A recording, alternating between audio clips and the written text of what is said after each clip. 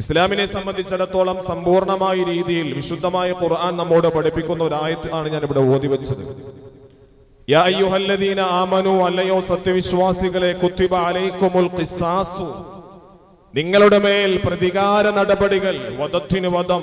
നമുക്കറിയാം, ഇന്ന് ഗോവിന്ദച്ചാമി സൗമ്യ വധക്കേസിലെ ഏറ്റവും ക്രൂരമായ രീതിയിൽ സൗമ്യ എന്ന കേരളക്കരയിലെ ഒരു പെണ്ണിനെ ട്രെയിനിൽ വെച്ച് കൊലപ്പെടുത്തി തള്ളിയിട്ട് കൊന്ന ഗോവിന്ദച്ചാമി എന്ന കൊലയാളി കണ്ണൂർ സെൻട്രൽ ജയിലിൽ നിന്നും ഇന്നലെ രാത്രി 1:15 ജയിലിൽ ചാടിപ്പോയി.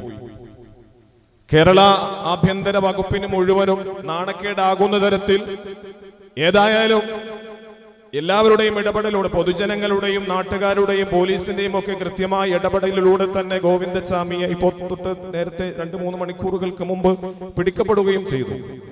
അപ്പൊ ഇങ്ങനെ കോളിളക്കം സൃഷ്ടിച്ച, കേരളക്കരയിൽ തന്നെ കോളിളക്കം സൃഷ്ടിച്ച അനേകായിരം കൊലയാളികൾ നമ്മുടെ നാട്ടിൽ വാണരുമ്പോൾ നമുക്കറിയാം, ഫേമസ് ആയ ജോളി, അതുപോലെ തിരുവനന്തപുരം ജില്ലയിലെ എന്റെ നാട്ടുകാരനായ അഫാൻ, അപ്പയെയും ഉമ്മയെയും സഹോദരനെയും അതുപോലെ തന്നെ പിതൃസഹോദരിയും ഒക്കെ, അല്ലെങ്കിൽ അവരുടെ ഭാര്യയും ഒക്കെ കൊന്ന് 5 പേരെ നിഷ്ഠൂരമായ കൊല നടത്തിയ അഫാൻ ഇന്ന് ജയിലിലാണ്.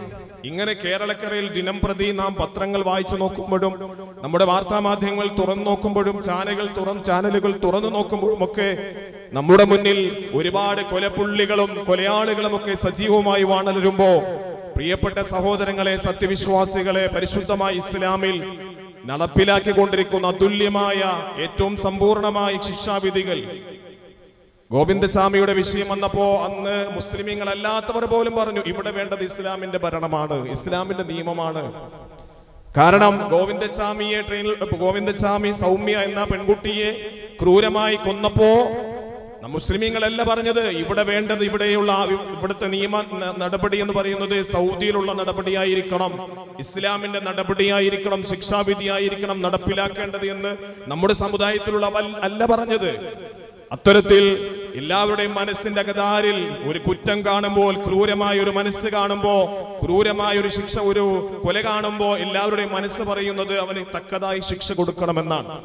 ഇത്തരത്തിൽ നിമിഷപ്രിയ എന്ന ഒരു നഴ്സ് യമനിലെ തലാൽ എന്ന ഒരു സഹോദരനെ കൊലപ്പെടുത്തിയപ്പോ ആ നിമിഷപ്രിയയുമായുള്ള ഒരു ബന്ധം, അല്ലെങ്കിൽ നിമിഷപ്രിയയോട് നമ്മുടെ മനസ്സിൽ ഒരു പക്ഷേ കൂടുതൽ ഒരു നമുക്കൊരു ദയ തോന്നിക്കാത്ത ഒരു മനസ്സ് എന്റെയും നിങ്ങളുടെയും ഒക്കെ മനസ്സിലുണ്ടാകും. 100 പീസാക്കി മാറ്റി വാട്ടർ ടാങ്കിന്റെ അകത്ത് നിക്ഷേപിച്ചു എന്നൊക്കെ പറയുമ്പോൾ ഇതിനേക്കാളും വലിയൊരു ഭീകരത ഇനി ആരെങ്കിലും ചെയ്യാനുണ്ടോ എന്നൊക്കെ നമുക്ക് ചോദ്യം വരും.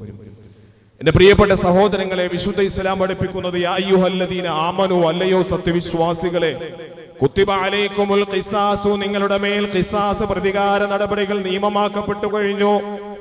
ഫിൽ ഖത്ല, കൊലയുടെ വിഷയത്തിൽ. അപ്പൊ ഒരാൾ ഇസ്ലാമിന്റെ മുസ്ലിമായ ഒരു മനുഷ്യനെ സംബന്ധിച്ചിടത്തോളം വിശുദ്ധമായ ഖുർആനും ഹദീസും നമ്മോട് പഠിപ്പിച്ചു തരികയാണ്. ഒരു കൊലയാളിക്ക് ഇസ്ലാമിന്റെ നിയമവ്യവസ്ഥകൾ അംഗീകരിച്ച് അല്ലെങ്കിൽ ഭരണം നടത്തുന്ന ഒരു രാജ്യത്ത് ഇസ്ലാമിന്റെ നിയമ നടപടികൾ എന്ന് പറയുന്നത് കൊലയ്ക്ക് കൊലയാണ്. അൽ ഹുർറു ബിൽ ഹുർരി, സ്വതന്ത്രനായ ഒരു മനുഷ്യനെ കൊന്നാൽ സ്വതന്ത്രനായ ഒരു മനുഷ്യനെ കൊല്ലുക. അതുപോലെ തന്നെ കൊലയാളിയായ മനുഷ്യനെ കൊല്ലുക. അതുപോലെ അടിമയ്ക്ക് അടിമ, വിശുദ്ധ ഖുർആൻ പഠിപ്പിക്കുന്നു, പെണ്ണിന് പെണ്ണ്.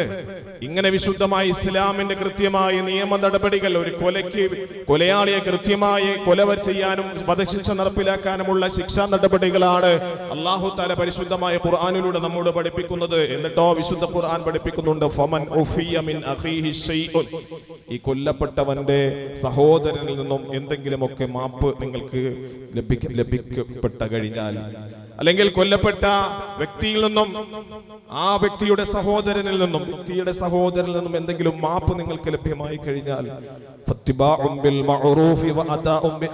വിശുദ്ധ ഖുർആൻ പഠിപ്പിക്കുന്നു, ഏറ്റവും നന്മയായ ഒരു പ്രവർത്തനമാണത്. അതുപോലെ തന്നെ ആ അദാഉം ഇലൈഹി ബിഹിസാൻ, നന്മയായ വഴിയിലേക്കുള്ള ഒരു കൃത്യമായ ചുവടുവയ്പ്പാണത്. കാരണം വിട്ടുവീഴ്ച മനോഭാവം വിശുദ്ധമായ ഖുർആൻ ക്രൂരനായ കൊലയാളിയാണെങ്കിൽ പോലും വിശുദ്ധമായി ഇസ്ലാം പഠിപ്പിക്കുന്നത് അവനെ ആ ബന്ധുമിത്രാദികൾ കൊല്ലപ്പെട്ടവന്റെ ബന്ധുമിത്രാദികൾ മാപ്പ് നൽകാനോ ബ്ലഡ് മണി നൽകാനോ ഒക്കെ തയ്യാറായാൽ കൃത്യമായി അവർക്ക് മാപ്പ് നൽകാൻ വിശുദ്ധ ഇസ്ലാം പഠിപ്പിച്ചു. അത് മറ്റൊരു സംസ്കാരത്തിനുമില്ല. ഇന്ത്യ രാജ്യത്തിന്റെ സംസ്കാരം പോലും, ഇന്ത്യ രാജ്യത്തിന്റെ ഭരണഘടന പോലും, അല്ലെങ്കിൽ ഇന്ത്യ രാജ്യത്തിന്റെ മറ്റു നിയമവ്യവസ്ഥകൾ പോലും അത്രത്തോളം കൊല പോലെ ഇന്ത്യ രാജ്യത്തിൽ നടക്കുന്നത്.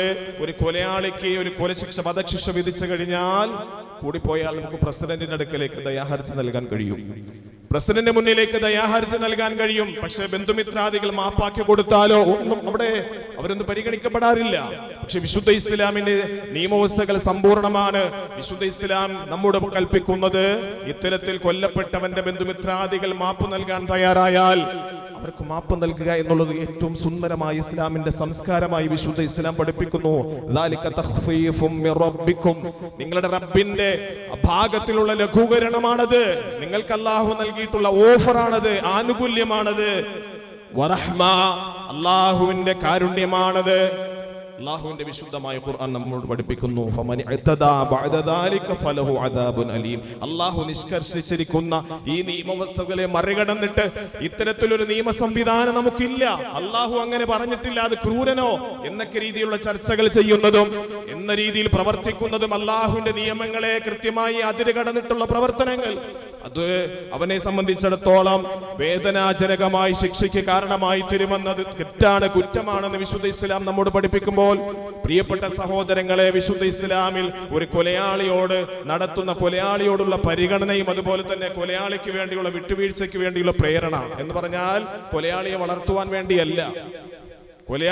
ഇസ്ലാമിന്റെ സമ്പൂർണമായ നിയമ പദ്ധതികൾ, ഒരു മനുഷ്യനെ കൊല്ലുന്ന മനുഷ്യനെ കൊല്ലുക, തിരിച്ചു കൊല്ലുക എന്ന് പറയുമ്പോൾ അതൊരു ഗുണപാഠമാകണം മറ്റുള്ളവർക്ക്. എങ്ങനെയാ ഗുണപാഠം? ഈ രാജ്യത്ത് ഞാനൊരു കൊല നടത്തി കഴിഞ്ഞാൽ തീർച്ചയായിട്ടും ഇവിടുത്തെ ഭരണകൂടം എന്നെ കൊല്ലും. അപ്പോൾ സ്വാഭാവികമായിട്ടും ഈ കൊല നടത്താൻ, പിന്നീട് മറ്റൊരു കൊല നടത്താൻ വേണ്ടി ആഗ്രഹിച്ചിരിക്കുന്ന ഒരു മനുഷ്യന് അതൊരു പേടിയായിട്ട് മാറും. എന്തായാലും ഞാൻ മരണപ്പെടും, എന്നെ കൊല്ലും, അതുകൊണ്ട് എനിക്ക് ആ തെറ്റ് ചെയ്യണ്ട. അത് മറ്റുള്ളവർക്കൊരു പാഠമാണ്. വിശുദ്ധ ഇസ്ലാം അങ്ങനെയാ പഠിപ്പിക്കുന്നത്. അതോടൊപ്പം തന്നെ ഒരു കൊല ചെയ്യപ്പെട്ടാൽ, ഏതെങ്കിലും ഒരു സാഹചര്യത്തിൽ ഒരു മനുഷ്യൻ കൊല ചെയ്യപ്പെട്ടു പോയാൽ, കൊല ചെയ്തു കഴിഞ്ഞാൽ അവന് കൃത്യമായി ശിക്ഷ നടപ്പിലാക്കണമെന്ന് വിശുദ്ധ ഇസ്ലാം അങ്ങനെ നടപ്പിലാക്കുന്നതിന് മുമ്പുള്ള ഘട്ടമായുള്ള രീതികളാണ് വിട്ടുവീഴ്ചയുടെ മനോപ്പിന്നെ കാഴ്ചകളാണ് വിശുദ്ധ ഇസ്ലാം നമ്മോട് പഠിപ്പിച്ചത്. അവന്റെ അവന്റെ കുടുംബക്കാര് ഒന്നുകിൽ മാപ്പ് നൽകാൻ തയ്യാറായാൽ അവന് വെറുതെ വിടുക, അല്ലെങ്കിൽ ബ്ലഡ് മണി അല്ലെങ്കിൽ ദിയത്ത് കൊടുത്തുകൊണ്ട് വിടാൻ തയ്യാറായാൽ അങ്ങനെ വിടുക. അതല്ല കൊലയാണ് വേണ്ടതെങ്കിൽ അങ്ങനെ ചെയ്യുക. കാരണം നിമിഷപ്രിയുമായി ബന്ധപ്പെട്ട് കോളിലകം സൃഷ്ടിച്ച ഒരു വാർത്ത നമുക്കറിയാം. യമനിലെ തലാൽ എന്ന് പറയപ്പെടുന്ന നിമിഷപ്രിയ കൊലപ്പെടുത്തിയ യുവാവ്, ആ യുവാവിനെ കൊന്നിട്ട് 100 പീസാക്കിയിട്ട് വാട്ടർ ടാങ്കിന്റെ അകത്ത് നിക്ഷേപിച്ചു എന്നാണ് വാർത്ത. വിശ്വാസിയെ സംബന്ധിച്ചിടത്തോളം ഒരിക്കലും അവന്റെ ഹൃദയം അത് ഉൾക്കൊള്ളാൻ തയ്യാറാകില്ല. അത്രയ്ക്ക് ക്രൂരമായ ഒരു പ്രവൃത്തിയാണ്. അത് ഏത് സാഹചര്യത്തിലാണ് നിമിഷപ്രിയ അത് ചെയ്തത് എന്നുള്ളത് മറ്റൊരു ഭാഗം. ഏതായാലും ഒരു കൊല നടത്തുക എന്നുള്ളതും ആ കൊലയ്ക്ക് വേണ്ടി, കൊലപ്രതിക്ക് വേണ്ടി നിൽക്കുകയും അല്ലെങ്കിൽ അവളെ രക്ഷപ്പെടുത്താനുള്ള ശ്രമം നടത്തുകയും ഒക്കെ ചെയ്യുന്നത് ഇസ്ലാമികപരമാണോ എന്ന ചോദ്യം പലരും ഒക്കെ ചോദിക്കാറുണ്ട്. കാന്തപുരം ഉസ്താദ് നിമിഷപ്രിയയുടെ വിഷയത്തിൽ ഇടപെട്ടപ്പോ പലരുമൊക്കെ ചോദിക്കാറുണ്ട്, പ്രിയപ്പെട്ടവര് എന്തിനാ കൊലയാളിയല്ലേ അങ്ങ് പുട്ടേ പോരെ, അവൾക്ക് മരിക്കേണ്ടവളല്ലേ എന്നൊക്കെ ചോദിക്കാറുണ്ട്. പക്ഷേ ഇവിടെ ലോകത്ത് വിളങ്ങി നിന്നത് ഇസ്ലാമിക സംസ്കാരമാണ്. ശൈഖുന കാന്തപുരം ഉസ്താദ് ഇവിടെ നടത്തിയിട്ടുണ്ടെങ്കിൽ, അത് ചർച്ച നടത്തിയിട്ടുണ്ടെങ്കിൽ, യമനിലെ സൂഫി പണ്ഡിതനുമായി ചർച്ച നടത്തിയിട്ട് അവിടുത്തെ ഭരണകൂടത്തിന്റെ സ്വാധീനത്തോടുകൂടി ആ കൊല മാറ്റിവെക്കാനുള്ള സാഹചര്യം ഉണ്ടായിട്ട്, വധശിക്ഷ മാറ്റിവെക്കാനുള്ള ഒരു സംവിധാനം ഉണ്ടാക്കിയെടുത്തിട്ടുണ്ടെങ്കിൽ അത് മുസ്ലിം ലോകത്തിന് ഇസ്സത്താണ്, അത് മുസ്ലിം സമൂഹത്തിന് ഇസ്സത്താണ്. എന്ന് മാത്രമല്ല, ഒരു അല്ലെങ്കിൽ പണ്ഡിതന്മാർക്കിടയിൽ എന്ന് നമുക്കറിയാം, വർത്തമാന കാലഘട്ടത്തിൽ പണ്ഡിതന്മാരെ താറടിച്ച് കാണിക്കുന്ന ഒരു സാഹചര്യമാണ്.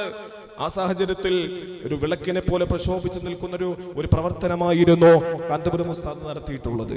വിശുദ്ധ ഇസ്ലാമിന്റെ സംസ്കാരവും ഇസ്ലാമിന്റെ ഏറ്റവും മഹോന്നതമായ പാണ്ഡിത്യവും ഒക്കെ അവിടെ നാം ചർച്ച ചെയ്യേണ്ടതുണ്ട്. അല്ലാഹു തആല കാര്യങ്ങൾ പഠിക്കാൻ തൗഫീഖ് നൽകി അനുഗ്രഹിക്കുമാറാകട്ടെ. അല്ലാഹുവിന്റെ ഹബീബായ നബി സല്ലല്ലാഹു അലൈഹി വസല്ലം തങ്ങൾ അതിന് കൃത്യമായ ഒരു മാതൃക നമുക്ക് പറഞ്ഞു തന്നിട്ടുണ്ട്.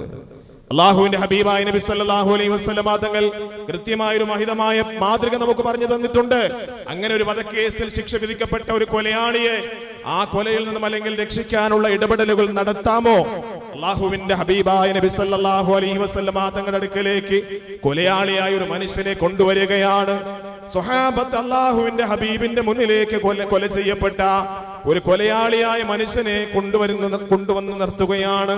റസൂലുള്ളാഹി സ്വല്ലല്ലാഹു അലൈഹി വസല്ലം തങ്ങൾ ആ കൊലയാളിയായ മനുഷ്യന്റെ വലിയുമാര് രക്ഷകർത്താക്കളെ വിളിപ്പിച്ചു. സ്വഹാബത്തിനെ പഠിച്ച് സ്വഹാബത്തിനെ വിളിപ്പിച്ചിട്ട് പറഞ്ഞു, സ്വഹാബ, ഈ മനുഷ്യന്റെ ബന്ധുമിത്രാദികൾ വലിയുമാരെ കൊണ്ടുവരിക. റസൂലുള്ളാഹി സ്വല്ലല്ലാഹു അലൈഹി വസല്ലം തങ്ങളുടെ നിർദ്ദേശപ്രകാരം ഈ കൊല ചെയ്യപ്പെട്ട ഈ കൊലയാളിയായ കൊല ചെയ്ത മനുഷ്യന്റെ ബന്ധുമിത്രാദികളെ കൊണ്ടുവന്നു, വലിയനെ കൊണ്ടുവന്നു. വിശുദ്ധമായ ഹദീസിൽ കാണാം, റസൂലുള്ളാഹി സ്വല്ലല്ലാഹു അലൈഹി വസല്ലം തങ്ങൾ ആ കൊലയാളിയായ മനുഷ്യന്റെ ബന്ധുവിനോട് വലിയനോട് ചോദിച്ചു അത്രേ. വിശുദ്ധമായ ഹദീസ് പഠിപ്പിക്കുന്നു, തഅഫുവ, ഈ മനുഷ്യന് നീ മാപ്പ് കൊടുക്കുന്നുണ്ടോ? മാപ്പ് കൊടുക്കാൻ തയ്യാറുണ്ടോ? ഈ മനുഷ്യന് നിനക്ക് മാപ്പ് കൊടുക്കാൻ തയ്യാറുണ്ടോ? വലിയനോടാ ചോദിക്കുന്നത്. കൊലയാളിയായ മനുഷ്യന്റെ ആ കൊല്ലപ്പെട്ട മനുഷ്യന്റെ വലിയനോട് ചോദിക്കുകയാണ്. കൊലയാളിയല്ല, കൊല്ലപ്പെട്ട മനുഷ്യന്റെ വലിയനോട് ചോദിക്കുകയാണ്, നിനക്ക് ഇയാൾക്ക് മാപ്പ് കൊടുക്കാൻ തയ്യാറുണ്ടോ നീ? റസൂലുള്ളാഹി സ്വല്ലല്ലാഹു അലൈഹി വസല്ലം തങ്ങളോട് ആ കൊല്ലപ്പെട്ടവന്റെ വലിയ പറയുന്നു, ഇല്ല ലാ യാ റസൂലല്ലാഹ്, ഞാൻ തയ്യാറല്ല നബിയെ, മാപ്പ് കൊടുക്കാൻ ഞാൻ തയ്യാറല്ല. റസൂലുള്ളാഹി സ്വല്ലല്ലാഹു അലൈഹി വസല്ലം തങ്ങൾ വീണ്ടും ചോദിക്കുന്നു, തഖുദു ദിയ, നീ ദിയത്ത് കരസ്ഥമാക്കിക്കൊണ്ട് മനുഷ്യന് വെറുതെ വിടാൻ നീ ഉദ്ദേശിക്കുന്നുണ്ടോ? ആ മനുഷ്യൻ പറയുന്നു, ഇല്ല യാ റസൂലല്ലാഹ്, അല്ലാഹുവിന്റെ നബിയെ യാ റസൂലല്ലാഹ്, ഞാൻ വെറുതെ വിടാൻ ഉദ്ദേശിക്കുന്നില്ല, പണിയൊന്നും എനിക്ക് ആവശ്യമില്ല, ദിയത്തൊന്നും എനിക്ക് ആവശ്യമില്ല. വീണ്ടും റസൂലുള്ളാഹി തങ്ങൾ ചോദിക്കുന്നു, അപ്പൊ തഖ്തുലു, നീ ആ മനുഷ്യനെ കൊല്ലാൻ ഉദ്ദേശിക്കുകയാണോ? വധശിക്ഷയ്ക്ക് വേണ്ടി വധശിക്ഷ നടപ്പിലാക്കാൻ നീ ആഗ്രഹിക്കുകയാണോ? നഅം യാ റസൂലല്ലാഹ്, അതേ റസൂലേ, ആ മനുഷ്യനെ കൊല്ലണമെന്നാണ് എന്റെ ആഗ്രഹം. ആ കൊല്ലപ്പെട്ട മനുഷ്യന്റെ വലിയ പറയുന്നു, ആ കൊലയാളിയായി മനുഷ്യനെ കൊല്ലണമെന്നാണ് എന്റെ ആഗ്രഹം എന്ന് ആ മനുഷ്യൻ അല്ലാഹുവിന്റെ ഹബീബായ നബി തങ്ങളോട് പറഞ്ഞു കൊടുത്തപ്പോ റസൂലുള്ളാഹി സ്വല്ലല്ലാഹു അലൈഹി വസല്ലം തങ്ങൾ ആ മനുഷ്യനോട് പറഞ്ഞു, നീ കൊണ്ടുപോയ്ക്കോ, വധശിക്ഷ നടപ്പിലാക്കാൻ വേണ്ടി കൊണ്ടുപോയ്ക്കോ. കൊണ്ടുപോകാൻ സമയം വീണ്ടും റസൂലുള്ളാഹി സ്വല്ലല്ലാഹു അലൈഹി വസല്ലം തങ്ങൾ അവരങ്ങോട്ട് നടന്നപ്പോ റസൂലുള്ളാഹി തങ്ങൾ വീണ്ടും ചോദിക്കുന്നു, ഇതേ പ്രകാരം ചോദ്യം. എന്താ ചോദിക്കുന്നത്? ഈ മനുഷ്യന് നീ മാപ്പ് കൊടുക്കാൻ തയ്യാറുണ്ടോ? വീണ്ടും ആ മനുഷ്യൻ പറയുന്നു, ഇല്ല യാ റസൂലല്ലാഹ്, തയ്യാറല്ല. വീണ്ടും റസൂലുള്ളാഹി സ്വല്ലല്ലാഹു അലൈഹി വസല്ലം തങ്ങൾ ചോദിക്കുന്നു, നീ ദിയത്ത് വാങ്ങിക്കൊണ്ട് ഈ മനുഷ്യനെ ശിക്ഷയിൽ നിന്ന് ഒഴിവാക്കാൻ ഉദ്ദേശിക്കുന്നുണ്ടോ? ഇല്ല യാ റസൂലല്ലാഹ്. വീണ്ടും ചോദിക്കുന്നു, നീ വധശിക്ഷ നടപ്പിലാക്കാൻ വേണ്ടിയാണോ നീ ആഗ്രഹിക്കുന്നത്? അതെ യാ റസൂലല്ലാഹ്. റസൂലുള്ളാഹി സ്വല്ലല്ലാഹു അലൈഹി വസല്ലം തങ്ങൾ ചുരുക്കം പറഞ്ഞാൽ ഹദീസിലൂടെ നമുക്ക് കാണാൻ 3 പ്രാവശ്യം റസൂലുള്ളാഹി സ്വല്ലല്ലാഹു അലൈഹി വസല്ലം തങ്ങൾ ആ മനുഷ്യനോട് അത് ചോദിച്ചു. 4ാമത്തെ പ്രാവശ്യം അല്ലാഹുവിന്റെ ഹബീബായ റസൂലുള്ളാഹി സ്വല്ലല്ലാഹു അലൈഹി വസല്ലം തങ്ങൾ ആ മനുഷ്യനോട് പറഞ്ഞു, അമാ ഇന്നക ഇന്ന ഫൗത അൻഹു യബൂ ബിഇസ്മിഹി വഇസ്മി സാഹിബിഹി, നീയും നിന്റെ കുടുംബക്കാരും കൂടി ഈ കൊലയാളിയായ ആ മനുഷ്യന് നീ മാപ്പ് കൊടുത്തു കഴിഞ്ഞാൽ ആ മനുഷ്യൻ, കൊലയാളിയായ മനുഷ്യനും ശിക്ഷയിൽ നിന്നും ഒഴിവാകും. അതുപോലെ മരണപ്പെട്ട വ്യക്തിയും പാപങ്ങളിൽ നിന്നും അവന്റെ പാപങ്ങൾ അല്ലാഹു തആല മുഴുവനും പുറത്തു തരുകയും ചെയ്യും. നിങ്ങൾ ചെയ്യുന്നത് ഏറ്റവും വലിയൊരു പുണ്യമായ പ്രവർത്തനമാണ് എന്ന് ആ മനുഷ്യനോട് അല്ലാഹുവിന്റെ ഹബീബായ നബി തങ്ങൾ പറഞ്ഞപ്പോ റസൂലുള്ളാഹി സ്വല്ലല്ലാഹു അലൈഹി വസല്ലം തങ്ങൾക്ക് മുന്നിൽ നിന്ന് ഫഅഫാ അൻഹു, റസൂലുള്ളാഹി തങ്ങൾക്ക് മുന്നിൽ ആ മനുഷ്യൻ, വലിയായ മനുഷ്യൻ, കൊല്ലപ്പെട്ട വ്യക്തിയുടെ വലിയായ മനുഷ്യൻ, ആ കൊലയാളിയായ മനുഷ്യന് മാപ്പ് കൊടുത്തു എന്ന് അല്ലാഹുവിന്റെ വിശുദ്ധം അല്ലാഹുവിന്റെ ഹബീബായ നബി സല്ലല്ലാഹു അലൈഹി വസല്ലം തങ്ങളുടെ ഹദീസ് നമ്മോട് പഠിപ്പിക്കുകയാണ്. അപ്പൊ കൊല്ലപ്പെട്ട ഒരു വ്യക്തിയുടെ മാപ്പുകളും ആ വീഴ്ചകളും അല്ലെങ്കിൽ അതിനുവേണ്ടി വിട്ടുവീഴ്ച മനോഭാവവും ഒക്കെ കൃത്യമായി ഇസ്ലാം നമ്മോട് പഠിപ്പിക്കുന്നതാണ്. അതുകൊണ്ട് തന്നെ ഇസ്ലാമിന്റെ നിയമങ്ങൾ എന്ന് പറയുന്നത് സമ്പൂർണ്ണമാണ്. അത് കൊലയാളിയോടുള്ള കൃത്യമായ ശിക്ഷാ നടപടികളും അതിന്റെ രീതികളും നാം പഠിക്കാത്തതിന്റെ കുറവ് കൊണ്ടാണ് ഒരു പക്ഷേ അതൊക്കെ നമുക്ക് അങ്ങനെ സംഭവിച്ചു പോയി. നമ്മുടെ ചിന്താധാരകളും ചിന്താ വഴികളും ഒക്കെ അതൊക്കെ ഇസ്ലാമിലുണ്ടോ, ഇസ്ലാമിൽ അത് വേണോ, ആവശ്യമുണ്ടോ എന്നൊക്കെ നമ്മോട് ചോദിക്കുന്നത്.